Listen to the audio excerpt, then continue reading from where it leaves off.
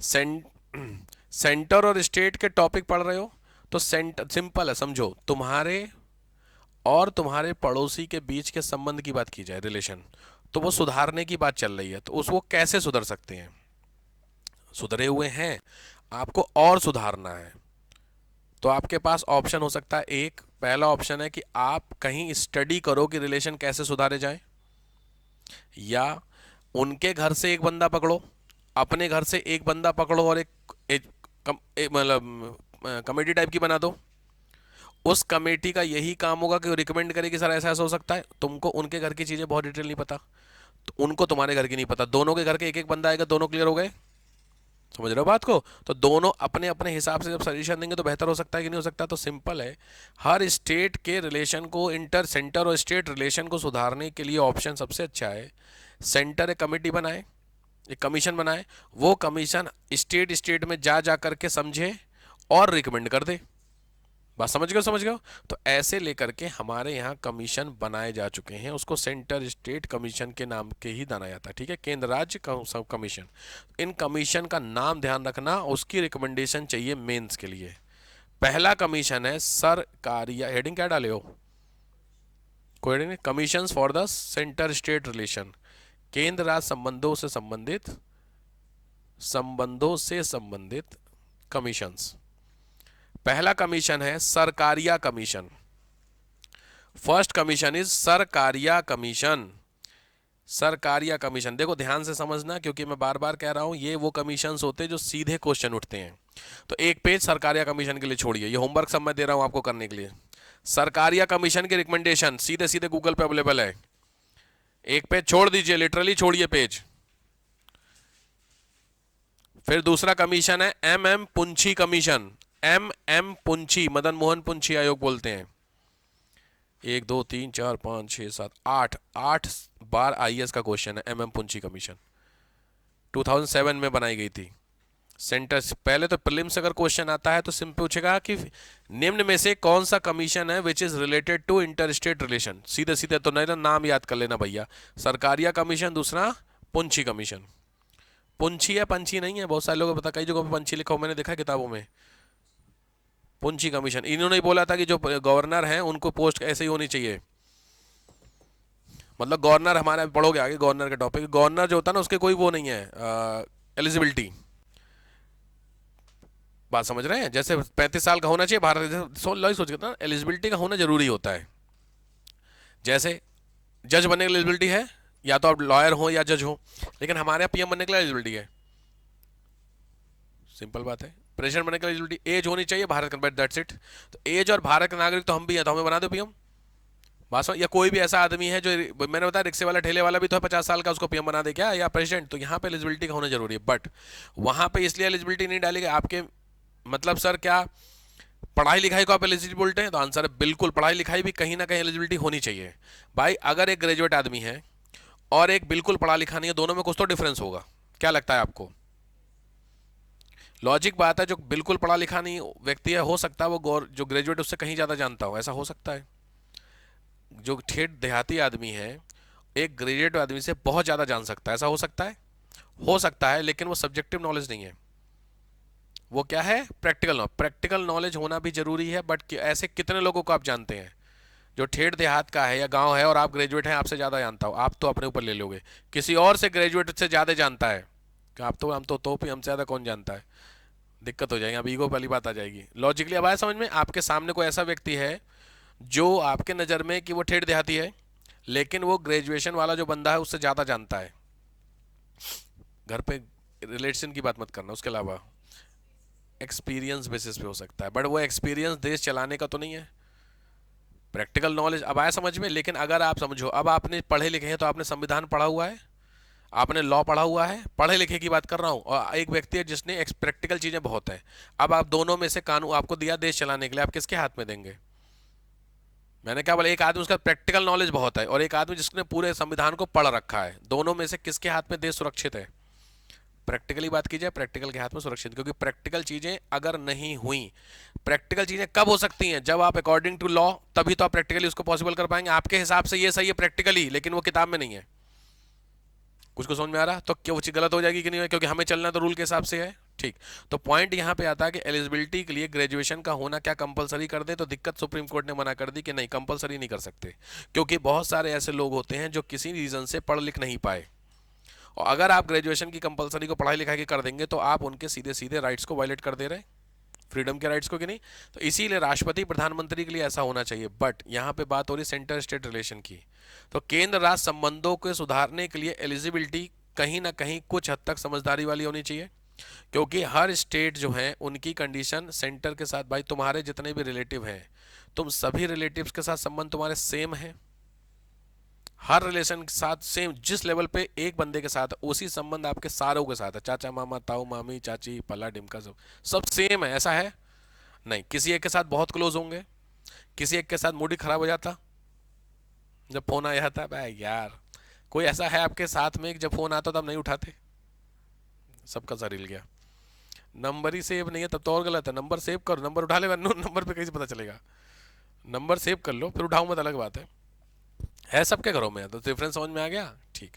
तो यहीं पे मैं आपको, क्योंकि सरकारिया कमीशन में अपॉइंटमेंट ऑफ गवर्नर को लेकर के बहुत तगड़ा रिकमेंड किया था कि गवर्नर जो होता है सेंटर का बंदा है स्टेट में, तो गवर्नर अगर एक तरीके से इनडायरेक्टली स्टेट को संभाल रहा है कि नहीं, तो क्या इसकी एलिजिबिलिटी नहीं कुछ होनी चाहिए, इसको लेकर के था। ठीक है, तो सरकारिया कम मैं चेक करूंगा मंडे को, मैं आपको 2 दिन दे रहा हूँ, आज क्या वेडनेसडे है ना, हाँ आपकी क्लास का मंडे को है ना, कल के बाद, अरे परसों के बाद, कल तो है ना क्लास, कल क्लास है ना, तुम ही लोगों का शेड्यूल है ना, हाँ तो कल के बाद फिर मंडे को होगी ना, तो मैं अभी नहीं, आपको मैं 3 दिन दे रहा हूँ लिखने के लिए, आराम से लिख लेना, फिर मुझे चेक कराना मंडे को।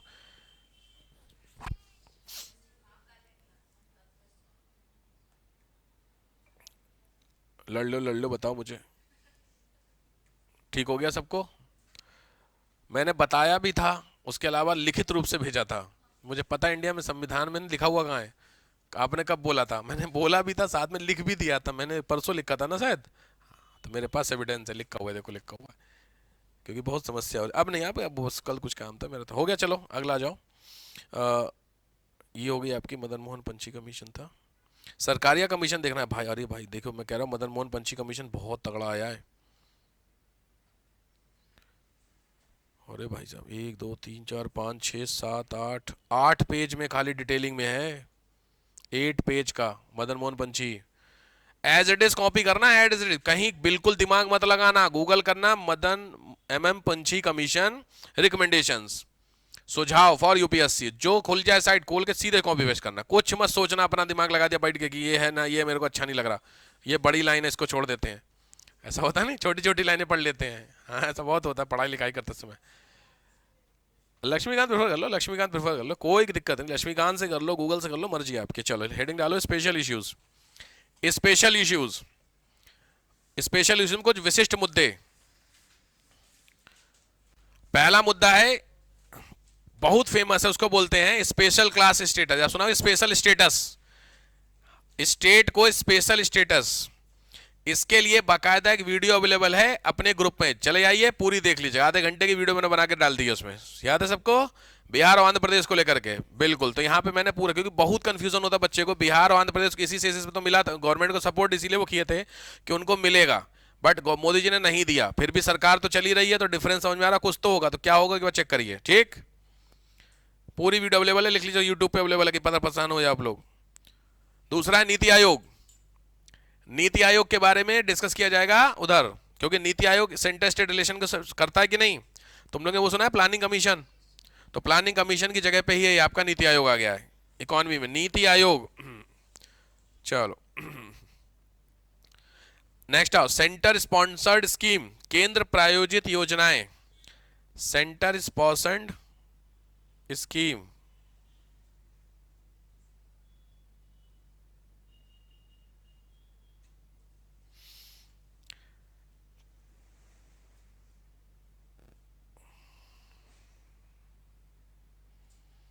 देखिए मेरे को लग रहा था डाउट होगा, आ गया डाउट में, चाइना वाले एक भी बंदे को बाहर नहीं निकाला गया, चाइना के भी नहीं, अमेरिका में इतने सारे होंगे, आपको क्या लगता है चाइना के सब पासपोर्ट लेके ही रह रहे, वहां पे एक बंदे को नहीं निकाला गया, और बाकी दुनिया भर के करीब 28 कंट्री उनके निकाला गया है, इंक्लूडिंग इंडिया। मेरे को लग रहा था कि उधर हम लोग बात भी कर ही रहे थे, इंटरव्यू चल रहे हैं इसमें आईएएस वालों के, तो बस चल रही थी बातचीत, तो वो कह रहे सर ये पॉइंटर है, तो यहाँ पे पॉइंटर देखो आप न्यूज़ में आने लग गई है कि ऐसा क्यों, इसका मतलब कहीं ना कहीं बायसनेस हो रही है, तो इसीलिए कौन कर रहा है? अमेरिका। मैंने हमेशा बोला ना, अमेरिका किसी का सगा नहीं है।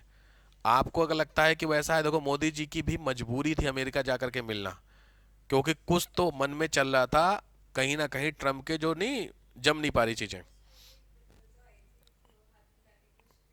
नहीं नहीं, वो तो ऐसा कोऑर्डिनेट वो उन्होंने वो तो उसका तो मैक्रो की ना, वो तो मैक्रो, वो दूसरी चीज है। वो वीडियो में ऐसा नहीं, वो कई बार होता ना, आप बात कर रहे हैं किसी से और तुमने, अब तुम मैं इससे बात कर रहा, सामने वाले ने हाथ ला, मेरे को नहीं दिखा तो वीडियो बन गई कि देखे इनसे नहीं मिला रहे हाथ, वो वैसा वाला कोऑर्डिनेट। तो आपने देखा था पहली बार प्रोटोकॉल तोड़ के फ्रांस का पीएम खुद लेने गया था, देखो बात को समझो, वो अलग चीज है।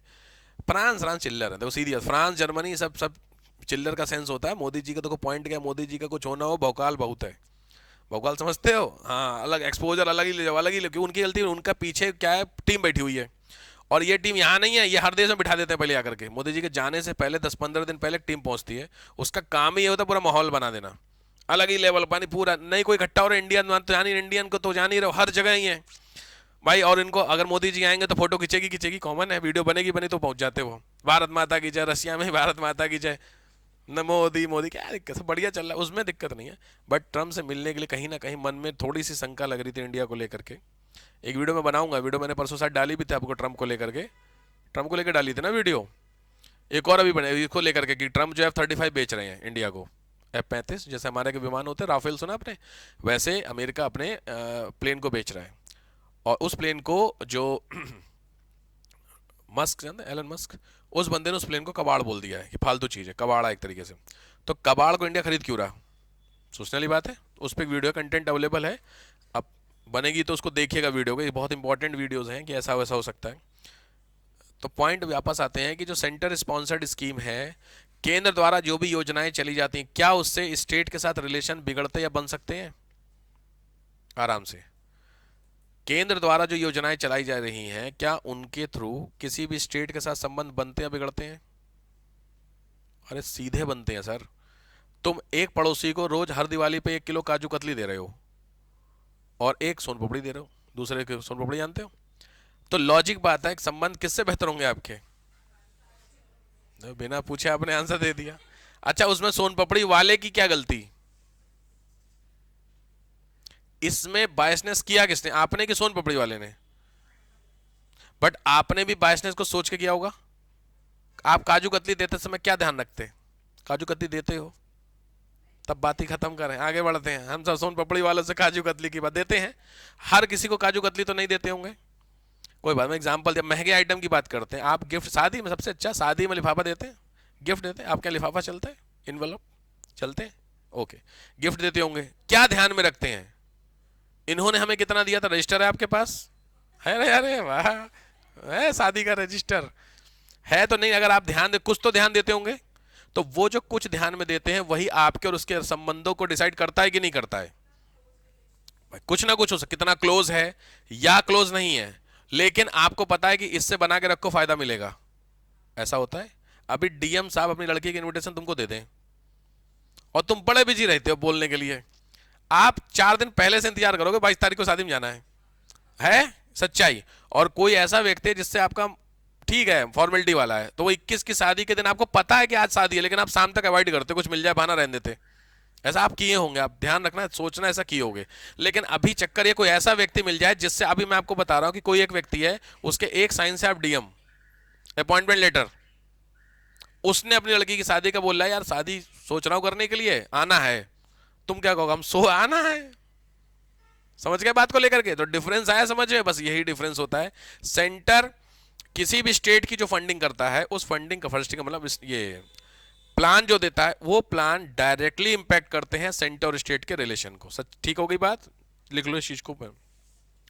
सेंटर स्पॉन्सर्ड स्कीम, डायरेक्ट लिखो, directly impacted the relation, direct impacted the relation, सीधे सीधे रिलेशन को क्या करते हैं? इंपैक्ट करते हैं, प्रभावित करते हैं। ठीक है,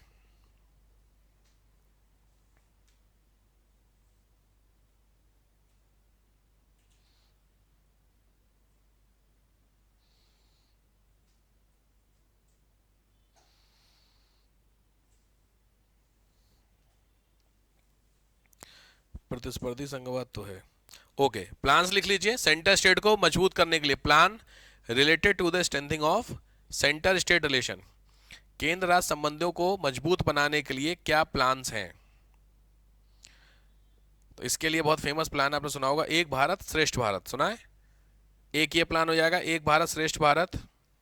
दूसरा आपको पता होगा, बहुत फेमस आजकल न्यूज में चल रहा है, वन नेशन वन इलेक्शन, वो भी एक तरीके से मजबूती करेगा। वन नेशन वन इलेक्शन, क्या यूसीसी इन दोनों रिलेशन को मजबूत करेगा? यूसीसी समझ गए क्या है यूसीसी? तो क्या ये मजबूत करेगा कि नहीं? बिल्कुल सही बात है। अगर हर बंदा एक जैसा हो जाए, टेंशन ही खत्म हो जाएगी ना। हम यूपी के, तुम एमपी के, ये मैट्रिक खत्म, हम सब इंडियन, बात खत्म। मजबूत तो कर रहे हैं। क्या एनआरसी इसको मजबूत करेगा?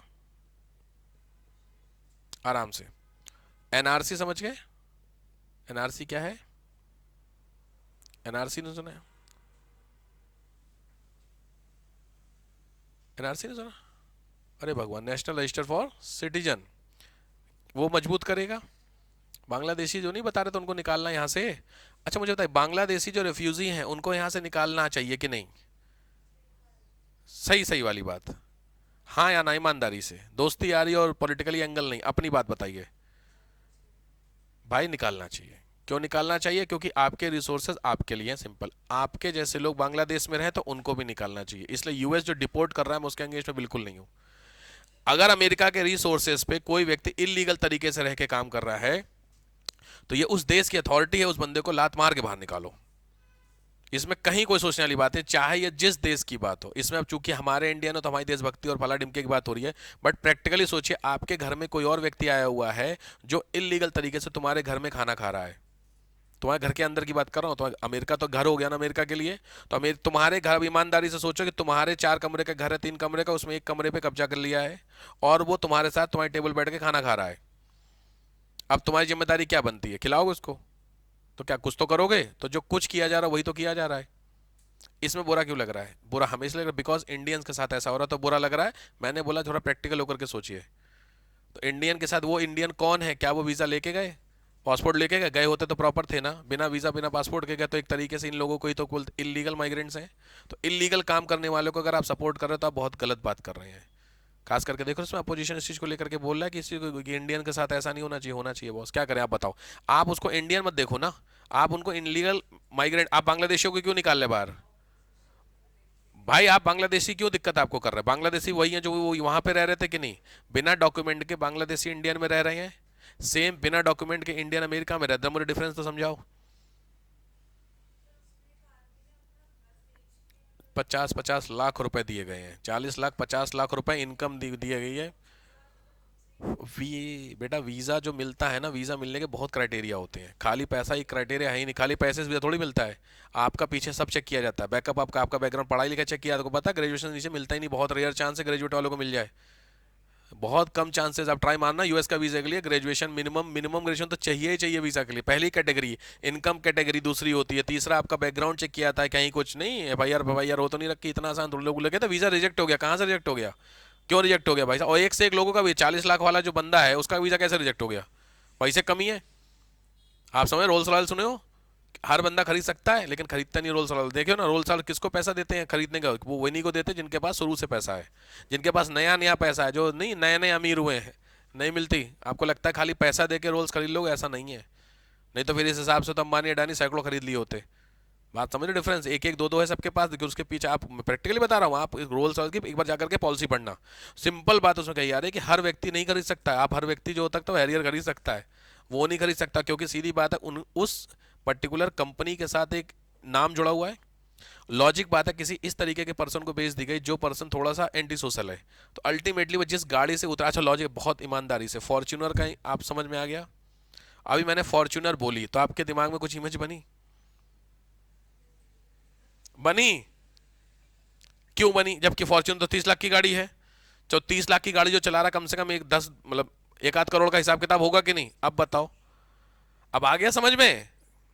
तो इमेज समझ में आया? तो गाड़ी जो आपकी व्हीकल है उससे भी इमेज क्रिएट हो रही कि नहीं हो रही है? अब हिसाब समझिए, सेम कहानी। जिसके पास पैसा है वो रोल्स रॉयस उतर रहा, कोई दिक्कत नहीं। लेकिन जब उसने फॉर्च्यूनर वाला बंदा जब उतरे और मुंह खोले, आप समझ गए? तो या तो आप अपना मुंह बंद कर लोगे। जनरली मैंने नोएडा ग्रेटर नोएडा बहुत देखा है यार, कसम से। वो बंदा उतरा बिल्कुल, एक तो लंबे चौड़े होते हैं, आपने देखे हैं भाई जाट लोग, और ड्रेस बिल्कुल जबरदस्त, व्हाइट कलर का कुर्ता, व्हाइट कलर का पजामा, वो सांप वाले जूते। सांप नहीं ऐसे वाले होते हैं, और गले वाले में और पूरा लेके पूरा सब, मतलब पूरा हिसाब किताब, बट तब तक ये अच्छा है जब तक मुंह ना खोले। मुंह खुल, मैं नाम नहीं लेना चाह रहा था क्योंकि मुझे पता है उसके पीछे का रीजन। में मुझे दोनों गांव का हाल पता हो रखा है, मेरा रोज का है यार। है ऐसी कुछ अवस्थाएं हैं वहाँ पे, वहाँ रोज का है वहाँ पर। तो लॉजिक बात है। मैं अब देखो, अब गाड़ी का इंपैक्ट समझ, मैंने फॉर्च्यूनर, आपको हंसी क्यों आ गई? क्योंकि फॉर्च्यूनर की इमेज यही बन रखी है जो मैंने बताया। अब सेम कहानी रोल्स रॉयल की इमेजिन करो, नहीं हो रखा है पहले। जैसे आप केटीएम वाली बाइक आपने देखी है, बाइक पे आया तो केटीएम बाइक अगर आप खरीद रहे हो तो आपके दिमाग में कुछ आ गया? आप नॉर्मल आदमी, आप नॉर्मल भी केटीएम खरीद रहे हैं, केटीएम समझ गए वो, ऑरेंज वाली। अब आ गया समझ में आपको? देखो मैं कुछ बोला नहीं, आप सब समझ गए। कैसे? क्योंकि गाड़ी का एक आइडिया है आपको, डिफरेंस समझ में आ गया। अब वो समझ गए आप चीजों को लेकर के। हाँ, तो पॉइंट क्या होता है, यही होता है। इसीलिए ब्लैक स्कॉर्पियो को लेकर बड़ा फेमस हो रखा है। अब समझ गया चीजों को लेकर के, तो पॉइंट अब ये होती है आपकी रेंज की बात होता है। तो इसीलिए इमेज जुड़ी होती है उस चीज से लेकर के। क्योंकि अब कभी आप ईमानदारी से किसी भी नॉर्मल जो सोशल बंदा है उसको बोलो कि गाड़ी खरीदने जा रहे हैं, आप और दोनों अच्छे दोस्त हैं और आप दोनों जॉब करते हैं और दोनों ठीक हैं, अच्छे खासे पैसे वाले हैं, पैसे का मतलब जॉब से पैसा कमा रहे हैं, और आप उस समय ब्लैक स्कॉर्पियो ले रहा हूं मैं। अब या तो अच्छा दोस्तों को तो धर देख तुमको वहीं पे। और लॉजिक बात है। अब आप बोल के देखिएगा कभी भी कि कौन सी लेनी, स्कॉर्पियो लेनी, स्कॉर्पियो नई वाली जो स्कॉर्पियो आ रखी थोड़ी बहुत ठीक है, पुरानी वाली याद है, ऐसी इमेज बन रखी है ना उसकी लेकर के। हाँ, जब पंगा नहीं लेता, ये पंगा नहीं लेता का मतलब क्या हो गया जी? है कि नहीं? तो पॉइंट आपको अभी आप बोलो कि मैं होंडा सिटी लेने जा रहा हूं, प्रैक्टिकल कहीं कोई बंदा आपको मना कर दे, क्यों? क्लास गाड़ी है ना, सेडान गाड़ी है, लॉजिक बात है, बट इस तरीके समझ में आया डिफरेंस? खैर, क्योंकि ऐसा हुआ था, मेरा बड़ा मन है जीप टाइप की गाड़ी लेने का, मेरा प्रोफेशन अलाउ नहीं कर रहा। अरे अब थार, अब आप सोचो, आपके पेरेंट्स नीचे खड़े हैं एडमिशन के लिए और सर उतरे थार से, और आपके पापा ने आपको बोला कि कहा, आपने बोला गुड मॉर्निंग सर, तो आपके पापा पूछेंगे कौन है, आप बोला कि यही सर है। कसम से मैं लिख के दे रहा हूं ना, वो वापस बिठा के गाड़ी में तुमको ले गए तो मुझसे कहना है इमेज, ये इमेज है। थार की तो मैं नाम ही नहीं ले रहा था, नहीं थार इंडिया में कौन चला रहा है ना, नहीं है ना। नहीं, प्रोफेशन में कौन से अकॉर्डिंग है, प्रोफेशन का मतलब टीचिंग प्रोफेशन में हमेशा क्लास गाड़ियां चलती हैं। मैं होंडा सिटी से आता हूँ, कोई दिक्कत नहीं, होंडा सिटी से उतरेंगे, आप बोलोगे सर है तो आपके पेरेंट्स कहेंगे हाँ सर हैं, अभी वहीं उतर जाऊँ थार से, भले थार उससे महंगी हो सकती, तो मैं फॉर्च्यूनर से उतर जाऊँ, अलग ही माहौल बनता है भाई साहब चीज़ों को लेकर के। फर्क, अच्छा फॉर्च्यूनर और इनोवा दोनों की सेम रेंज है आजकल, लेकिन दोनों में इनोवा से आप उतरिए कोई दिक्कत नहीं है, लेकिन अभी वहीं फॉर्च्यूनर से माहौल बन जाता है। डिफरेंस समझ में आ रहा है? ये डिफरेंस होता है तब। अब बुलेट, एक लड़का कह रहा सर बुलेट ले लो आप, अब हम बुलेट से आ रहे, आप इमेजिन करके देखो बस, आपके पिताजी ऊपर ही खड़े हैं, चल वापस भाई। प्रैक्टिकल बात है यार चीज़ों को लेकर के। खैर, पता नहीं कहाँ से बात कहाँ से आ गई, हाँ कहाँ से कहाँ चली चली। तो एनआरसी बिल्कुल, ये सब चीज़ें कहीं ना कहीं क्या करते हैं, स्ट्रेंथिंग करते हैं आपको लेकर के, एक भारत श्रेष्ठ भारत। ठीक है, चलिए यहाँ पे कहानी आपकी लास्ट एडिंग